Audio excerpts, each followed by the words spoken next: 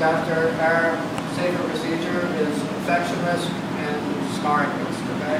So the infection risk, they have to not wear eye makeup if they're a girl, they have to clean their lashes either way, and we sterilize them, they have to take their antibiotic, okay? And they can't go swimming for like 10 days or something, okay?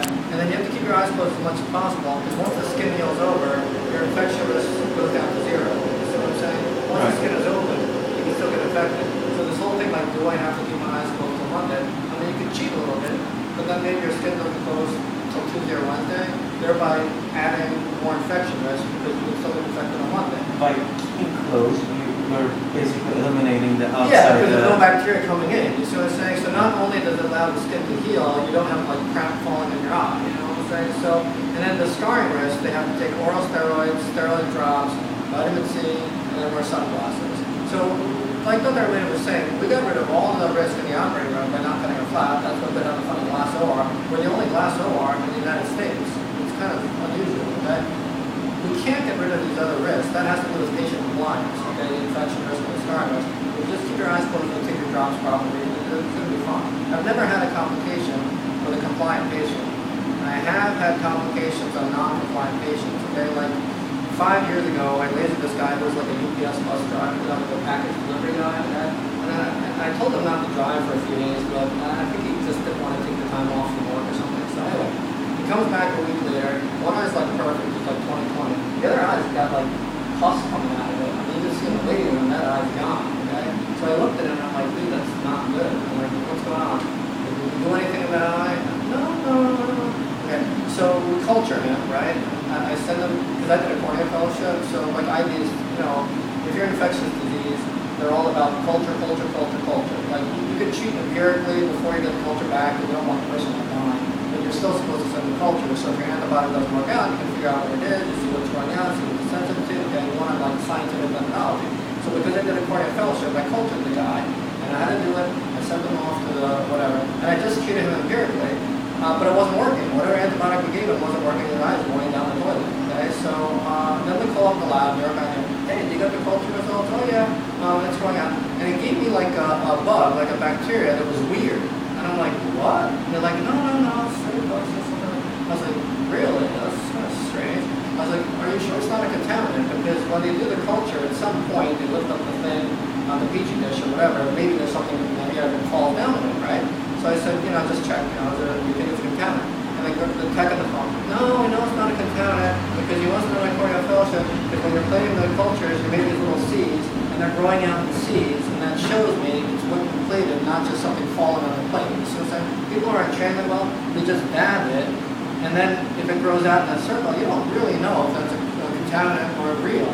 But if you plate with these funny seeds, they know, right? Okay? So he's like, no, you did the right thing, you know it's real. I'm like, look at it's weird. So let's see what happens. Then they have to do sensitivities, where they take all these different antibiotics and they chuck it on there so it kills it, right? Call back in a couple of days, I get the sensitivities. It's so weird that we can't use any of our over-the-counter medications. We have to take like IV solution from the hospital, stick it in a bottle, and tell the guy to stick it in his eye area, right? That's what we do, and the culture and sensitivity worked. The IV people did the right thing and tell him training we had to do this, and we killed all the bugs in his eye, but he has a scar now. Okay, so one eye is 20/20, the other is like 20/40 or 20/50. It's not blind, it's not perfect. Now this is like taking months, okay? So it took me probably 3 months to kill everything in his eye and get into stable, right? 3 months later, I say to the guy, are you sure there's nothing that you did unusual in that eye? Because this whole thing is weird. The whole history is weird, where one eye's perfect, one eye's weird, the whole bug is weird, everything weird. It's like, hey doc, I didn't want to tell you this because I didn't want you to get mad at me, but I was driving my little UPS delivery thing the day after, even though you told me to keep my eyes closed to minimize the infection risk, and I'm delivering a box in a warehouse, and I hear, woo, woo. I look up, and there's bird shit right in my eye.